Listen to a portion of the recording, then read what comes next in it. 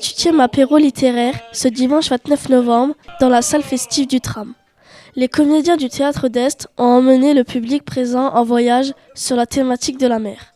En mer parce que les gens qui font la mer, les marins, Kersozon, Deniot, Tabarly, ont écrit sur leur traversée. Les auteurs, Jules Verne, Garcia Marquez, ont écrit. Il y a même des auteurs qui, sans voir la mer, ça peu de gens le savent, mais Le bateau ivre de Rimbaud, il l'écrit sans jamais avoir vu la mer. Les chanteurs, n'en parlons pas, toutes ces chansons de marins et de tradition.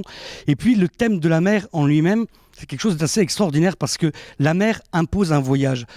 Quand on prend un train, peut-être à l'exception du transsibérien, mais quand on prend un train, quand on prend la voiture, quand on prend un avion, c'est pour aller d'un point à un autre. Alors si avec le bateau, on va aussi d'un port à un autre, il y a aussi ce temps différent qu'est le voyage.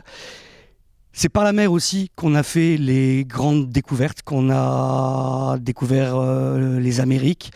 Et peut-être ce qu'on se disait en travaillant sur ce thème, c'est que il y a quelque chose d'étrange. On va dire que là où elle est la plus profonde, à peu près 10 000 mètres, c'est moins connu que la Lune, que Mars, et que peut-être la mer en elle-même est la dernière Amérique, les derniers lieux qui sont encore à chercher, à trouver, et je pense où il y aura encore beaucoup de surprises.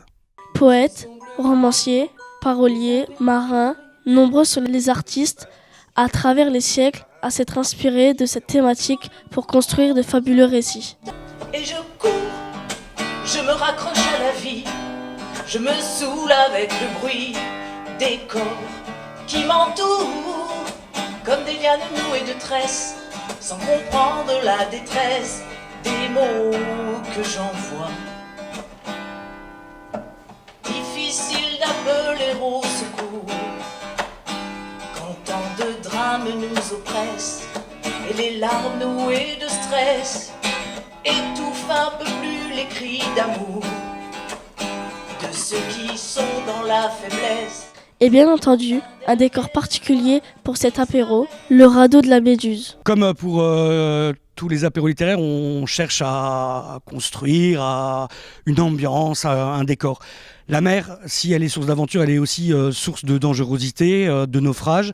Et donc, nous, on a très vite pensé au radeau de la Méduse et on s'est dit que ça pourrait être sympa de présenter cet apéro littéraire sur ce radeau fait de briques et de broc et qui nous permettrait aussi de bouger, d'être très confinés les uns les autres pour apporter... et puis avec quelques trouvailles toujours, puisque on sait que les gens qui viennent nous voir, ils aiment bien ces espèces de petits titillements de l'équipe, ces petits clins d'œil qu'on se fait les uns les autres. Le radeau et le fait d'être les uns les autres nous a permis dans la mise en espace de trouver quelques petites surprises.